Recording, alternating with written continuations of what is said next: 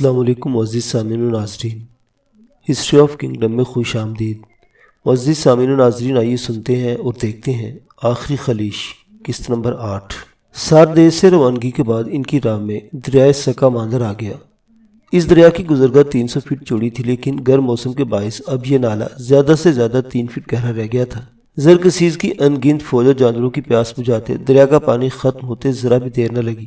اس مقام پر ٹروجن ایتھنا کے حضور 1000 بیلوں کی قربانی کے بعد کاہنوں نے ٹرائے کی جنگ میں ہلاک شدہ سورماؤں کو مشروبات بھیٹ چڑھائے۔ زرکسیز کی مطلون مزاجی لمحہ بلمحہ بڑھتی جا رہی تھی۔ ابائیڈوس پہنچ کر وہ ساحلی چٹان پر بیٹھا اور کچھ دیر ساحل پر نگاہ دوڑاتے اپنی بری و بحری فوج کو غرور و فخر سے دیکھنے لگا۔ قافلہ روانگی کے حکم کا منتظر تھا۔ شہنشاہ معظم، یہاں قیام کے لیے آپ کے ذہن میں کیا حکمت عملی ہے؟ ماردونیس نے دبے لفظوں میں پوچھا۔ میرا دل چاہ رہا ہے کہ اپنے بحری جہازوں کے درمیان بحر پیمائی کے مقابلے دیکھوں۔ اس نے نئی فرمائش چڑھی۔ یہ تو بہترین اور دانشمندانہ سوچ ہے میرے آقا، ماردونیس نے خوشامد کی۔ اس عمل سے آپ کو اپنی سپاہ کی قوت و کمزوریوں کا بھی اندازہ ہو جائے گا۔ کمزوری؟ زرکسیز نے ناپسندیدہ نظروں سے دیکھا۔ اگر مجھے کسی بھی مقام پر کوئی دستہ کمزور نظر آیا تو ایک ہی پل میں ان کی لاشوں کے سینکڑوں ٹکڑے کر کے چیل کووں کو کھلا دوں گا۔ ماردونیس نے اس کا پیغام سپہ سالاروں تک منتقل کر دیا۔ زرکسیز کی خواہش کی تکمیل کے لیے فوری طور پر بحری مقابلے کروانے کا انتظام بھی کروایا گیا، جس میں سیڈون کے فینکی فاتح رہے۔ زرکسیز فوجوں کی دوڑ کے مقابلوں سے بے حد لطف اندوز ہوتا رہا۔ اس کی چمکتی آنکھیں قرب و جوار میں گردش کر رہی تھیں۔ ہیلس پورٹ میں اس کے بیڑے کے جہازوں کا تسلط تھا۔ ساحل اور ابائیڈوس کے قریب میدانوں میں ہر سو اس کی سپاہ موجود تھی۔ تقویت کا احساس تکبر میں ڈھلنے لگا۔ اگلے لمحے دل میں ایک عجیب مداس پیدا ہوا اور اس کی آنکھوں میں آنسو بھر آئے۔ ارتباس نے اس کی متضاد کیفیت دیکھی تو محبت سے مخاطب ہو کر کہنے لگا، کیا ہوا میرے بیٹے؟ میں کافی دیر سے تمہاری جانب دیکھ رہا تھا۔ تمہارے تاثرات کا یہ تضاد میرے لیے ناقابل فہم ہے۔ کچھ دیر پہلے تو تم بے انتہا خوش تھے، اب یہ آنسو کیسے؟ انسانی زندگی کی بے ثباتی اور اختصار کے متعلق سوچ کر میرا دل بھر آیا۔ اس وسیع و عریض میدان میں میرے لاکھوں عقیدت مند موجود ہیں، وہ میرے ایک اشارے پر کٹ مرنے کے لیے تیار ہیں۔ سوچ رہا ہوں کہ اس آسمان، ان پہاڑوں، سمندر اور ساحلوں نے آج سے پہلے بھی جنگ کے ایسے مناظر دیکھے ہوں گے۔ جس طرح وہ لوگ موت کی وادی میں اتر گئے، اسی طرح ہم سب بھی ایک نہ ایک دن ماضی کا حصہ بن جائیں گے۔ کل کسی روز کوئی اور لشکر کشی کرتا ہوا دشمن کو روننے کے لیے تیار ہوگا۔ زرکسیز کی نظریں آسمان کی وسعتوں پر گڑی تھی۔ تمہاری بات بالکل درست ہے، لیکن زندگی میں اور بھی بہت سی حقیقتیں ہیں جو اس سے بھی زیادہ المناک ہیں۔ ہماری زندگی بے حد مختصر سہی، مگر اس لشکر میں یا دنیا کے کسی کونے میں کوئی نہ کوئی ایسا شخص بھی موجود ہوگا جو اپنی آزمائش سے گھبرا کر موت سے ہم آغوش ہونے کی تمنا کر رہا ہوگا۔ ہم پر اکثر قدرتی آفات نازل ہو جاتی ہیں، کبھی کوئی بیماری جینا دوبھر کر دیتی ہے، جس کے بعد مختصر زندگی بھی پہاڑ جیسی دشوار محسوس ہونے لگتی ہے۔ اس صورت میں موت انسانی نسل کے لیے ایک خوبصورت پناہگاہ ہے، یہ ہمیں بہت سی مشکلات سے نجات دلواتی ہے۔ ارتباس نے متانت سے تفصیلی جواب دیا۔ ٹھیک ہے، میں تسلیم کر لیتا ہوں کہ زندگی کی حقیقت ویسی ہے جیسی تم نے بیان کی، لیکن ارتباس، خوشی اور غم محسوس کرنا تو ہماری ذاتی اختیار میں ہوتا ہے۔ ہم کسی بھی غمناک موضوع پر بات کرنے کے بجائے خوشگوار باتوں پر توجہ دیتے ہیں۔ اس کی مطلول مزاجی عود آئی۔ شہنشاہ کے مزاج میں خوشگواریت پیدا کرنے کا اعزاز حاصل کرنا میرے لیے فخر ہوگا۔ وہ محبت سے چور لہجے میں کہنے لگا، کچھ دنوں سے میرے ذہن میں ایک سوال مچل رہا ہے۔ اگر تمہیں وہ خواب نظر نہ آتا تو کیا تب بھی تم مجھے یونان پر اس حملے سے روکتے رہتے، یا آج اس موقع پر کسی مختلف انداز میں سوچ رہے ہوتے؟ اے بادشاہ، میری دلی خواہش ہے کہ ہمارے دیکھے گئے خواب کا نتیجہ بھی ہماری سوچ کے مطابق ہی برآمد ہو۔ وہ ہچکچاتے ہوئے بولا، مجھے تمہاری خواہش نہیں، حقیقت جاننے سے غرض ہے ارتباس۔ زرکسیز نے تندی سے کہا، ایمانداری سے بات کروں تو میں ذاتی طور پر اب بھی خوفزدہ ہوں۔ میری یہ کہنا سال آنکھیں دو خطرات کو تمہاری جانب بڑھتے دیکھ رہی ہیں۔ انتہائی عجیب آدمی ہو تم بھی، زرکسیز نے بے ساختی سے جواب دیا۔ میں جاننا چاہوں گا کہ تم کن 2 چیزوں کی بات کر رہے ہو۔ اگر تمہاری رائے میں ہم کسی بھی حوالے سے یونانیوں سے کمتر ہیں تو مجھے فوراً اس کمی کی نشاندہی کرو۔ میرے غلاموں کی ایک اور فوج جمع کر لوں گا۔ میرے بادشاہ، آپ کی فوج اور جہازوں کی تعداد میں کہیں کمی یا رکھنا نہیں۔ آپ کو اصل خطرہ سمندر اور زمین سے ہے۔ اس وسیع اور اس سمندر میں کہیں بھی کوئی اتنی بڑی بندرگاہ نہیں جہاں کسی طوفان کی صورت میں آپ کے جہازوں کو تحفظ مل سکے۔ بحری بیڑوں کی ایسی شاندار قوت کے لیے صرف ایک ہی نہیں بلکہ ان گنت بندرگاہوں کی ضرورت ہوگی۔ اس نے رسان سے بتایا۔ وہ جب بھتیجے کی ذاتی حیثیت کے بجائے اس سے بطور فارسی بادشاہ مخاطب ہوتا تو انداز تخاطب بھی تبدیل ہو جاتی۔ طوفان کی آمد محض ایک اتفاق ہی ہوگی ارتباس۔ زرکسیس جزبز ہوا۔ میرے بیٹے ایک بات جان لو، انسان اتفاقات پر نہیں بلکہ اتفاقات انسان پر حکمرانی کرتے ہیں۔ ان میں اتنی شدت ہوتی ہے کہ وہ انسانی منصوبے تباہ و برباد کر سکتے ہیں۔ ارتباس نے دو ٹوک انداز میں کہا۔ اچھا، اور دوسرا خطرہ کیا ہوگا مجھے؟ وہ نیم سنجیدہ تھا۔ اب دوسری بات بھی سن لو، سمندر کے ساتھ زمین بھی تمہاری دشمن بنتی جائے گی۔ جیسے جیسے یہ مہم طویل ہوگی، خوراک کا ذخیرہ بھی کم ہونے لگے گا، اپنے وطن سے فاصلہ بڑھتا جائے گا۔ پھر ایک وقت وہ بھی آئے گا جب فاصلے کے سوا تمہارے مد مقابل اور کچھ بھی نہ ہوگا۔ ارتباس، میں تمہاری منطق سے مکمل طور پر متفق نہیں ہوں۔ تم ہر ایک شے سے یکساں طور پر خوف کھاتے ہو۔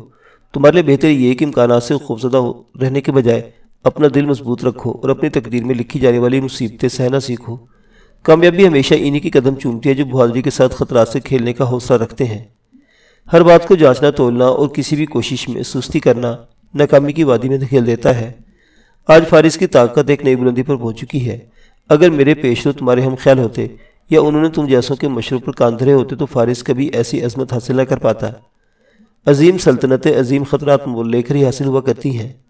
ہم اس اجنبی سرزمین میں اپنے آبا و اجداد کی پیروی کر رہے ہیں۔ سال کے بہترین موسم میں روانگی ہماری دانش مندی ہے۔ یورپ کو مطیع کر لینے کے بعد ہم کسی بھی مصیبت میں مبتلا ہوئے بغیر اپنے وطن واپس لوٹ جائیں گے۔ ہمارے پاس رسد کے وافر ذخائر موجود ہیں۔ دوسری جانب ہم اپنے مفتوحین کے غلے اور وسائل کے بلا شرکت و غیر مالک ہوں گے۔ ہمارا رخ خانہ بدوش قبائل کی طرف نہیں بلکہ کھیتی باڑی کرنے والی ریاستوں کی جانب ہے۔ ہمیں اناج کی کوئی کمی نہیں ہوگی۔ زرکسیس کی اس منطق پر ارتباس لمحہ بھر کے لیے خاموش ہو گیا اور ایک توقف سے کہنے لگا، میں پہلے بھی کئی بار کہہ چکا ہوں کہ تم میرے مرحوم بھائی داریوش کے بیٹے ہو۔ داریوش میری کوہ کی محبت تھی، اس ناطے سے میں تمہیں کبھی کوئی غلط مشورہ نہیں دوں گا۔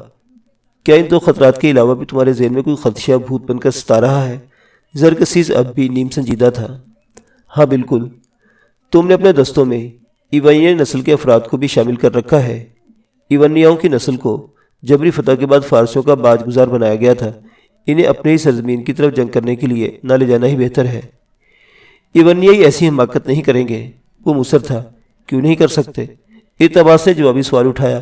میں دعوے سے کہتا ہوں کہ وہ اپنے دیس یا نئی نسل کے نمائندوں کی محبت سے مغلوب ہو کر فارسی لشکر کو نقصان پہنچانے کے درپے ہو سکتے ہیں۔ تمہارے دماغ پر وہم سوار ہیں۔ ایونیائی اپنی بیویاں، اولاد اور جائیداد فارس میں چھوڑ کر آئے ہیں۔ اس صورت میں بغاوت کا تصور بھی ان کے لیے ناممکن ہے۔ زرکسیس اس کی توجہ چٹکیوں میں اڑا دی۔ وطن کی پکار ہر رشتے اور ہر مادی فائدے کی تڑپ بھلا دیا کرتی ہے۔ ارتباس نے ایک آفاقی سچائی بیان کی۔ وہ اپنے تجربات اور فہم و فراست کی بنیاد پر مزید کئی حقائق زرکسیس کے گوش گزار کرنا چاہتا تھا، لیکن وہ کسی بھی بات پر کان دھرنے کے لیے تیار نہ تھا۔ تمہارا یہاں رہنا اب کسی بھی طرح مناسب نہیں ارتباس۔ تم میرے لشکر میں مایوسی اور گمراہ کن نظریات پھیلاتے رہو گے۔ تمہارے بہتر یہ کہ واپس سوسا روانہ ہو جاؤ، ورنہ میں رشتے کا لحاظ بھول کر کوئی انتہائی قدم اٹھانے پر مجبور ہو جاؤں گا، زرکسیس نے بے حد مروتی سے کہا۔ ارتباس کو ہنگامی بنیادوں پر سوسا بھیجنے کو کچھ دن بعد زرکسیس نے اپنی روزمرہ کی جانچ پڑتال کے دوران غلے کے چند جہاز دیکھے جو بحر اسود سے آتے ہوئے ہیلس پونٹ سے گزر کر ایجینیا اور پیلو پونسے کی طرف جا رہے تھے۔ یہ جہاز کس منزل کی طرف گامزن ہے؟ اس کی پرسوچ نظریں سمندر پر ہی مرکوز تھی۔ یہ یونانی جہاز ہے میرے آقا، غلہ لے کر آپ کی دشمن سرزمین میں جا رہے ہیں، ایک محافظ نے کہا۔ اگر آپ حکم دے تو ہم انہیں فوراً قابو کر لیتے ہیں۔ دوسرے جانصار نے اجازت طلب کی۔ نہیں جانے دو انہیں، وہ معنی خیز انداز میں مسکرایا۔ ہم بھی تو غلہ اور دیگر اشیاء لیے اسی طرف روانہ ہونے والے ہیں۔ ان کی لے جائے گی یہ رسد ہمارے ہی تو کام آئے گی، انہیں تباہ کر کے اپنا نقصان کیوں کیا جائے؟ خدمت گار اور محافظ تفہیمی انداز میں ایک دوسرے کی طرف دیکھ کر خاموش ہو گئے۔ وہ اپنے مطلول مزاج بادشاہ کے اس مزاج کے عادی ہو چلے تھے۔ چند ہفتے مزید گزرے تو اس نے تمام اہم مشیروں اور سپہ سالاروں کو خصوصی اجلاس میں طلب کر لیا۔ یونانی مہم کے اس اہم ترین موڑ پر وہ ان سب کے حوصلوں کی ایک نئی بلند پروازی آزمانا چاہتا تھا۔ اہل فارس، آج کا یہ اجلاس تم سب کے اعصاب اور صلاحیتوں کی جانچ کا نیا امتحان ہے۔ آج تمہیں یہ عہد کرنا ہوگا کہ شجاعت اور ہمت کا دامن کبھی نہیں چھوڑو گے۔ تم میں سے کوئی بھی فارس کی سابقہ فتوحات کو بے مول کرنے کی کوشش کرتا پایا گیا تو میں اسے عبرت کا نشان بنا دوں گا۔ ہم آپ کے حکم کی تعمیل میں اس وقت بھی اپنے سر کٹوانے کے لیے تیار ہیں۔ مادونیس نے سر جھکا کر کہا۔ یونانیوں کی سرکش اور گستاخ بہادری ہم سبھی کے لیے ایک بڑا اور آخری خطرہ ہے۔ اگر ہم نے ان پر فتح حاصل کر لی تو کوئی بھی قوم ہمارے سامنے سر اٹھانے کی ہمت نہیں کر سکے گی۔ اس کے الفاظ اور انداز نے شرکا میں نئی روح پھونک دی۔ ہم عظیم فارس کی سربلندی کے اپنے لہو کا آخری قطرہ بھی بہا دیں گے۔ ہم ان یونانیوں کا غرور انہی کے سمندر میں غرق کر کے دم لیں گے۔ سپہ سالاروں کا جوش دیکھ کر زرکسیس کی طمانینت و آسودگی میں خاطر خواہ اضافہ ہونے لگا۔ اس اجلاس کے بعد انہوں نے فارس کی بھلائی کے محافظ دیوتا اہور مزد بحفاظت نہر پار کرنے کی اجازت کے لیے خصوصی مناجات کی ادائیگی شروع کر دی۔ دن بھر مختلف تیاریاں جاری رہیں۔ اگلے روز پلوں پر مختلف قسم کے مسالہ جات جلا کر راستے میں مہندی کی ڈالیاں بچھائی گئی اور سورج طلوع ہونے کا انتظار کیا جانے لگا۔ سنہری کرنوں کے آسمان پر چھاتے زرکسیس نے سمندر میں بھیٹ کے طور پر طلائی جام سے شراب گرائی اور مشرقی سمت چہرہ کیے مخصوص انداز میں دعا کرنے لگا، یورپ کی فتح تک ہر بدقسمتی کو مجھ سے دور رکھنا، میں کامیابی سے یورپ کی آخری حدوں تک جانا چاہتا ہوں۔ دعا کے بعد اس نے اپنا طلائی جام، طلائی پیالہ اور مخصوص فارسی تلوار اینینیٹس ہیلس پونٹ میں پھینک دی۔ اس بھیڑ کے بعد فوج نے سمندر عبور کرنے کا آغاز کر دیا۔ معزز سامعین حضرات، یہ کہانی ابھی جاری ہے۔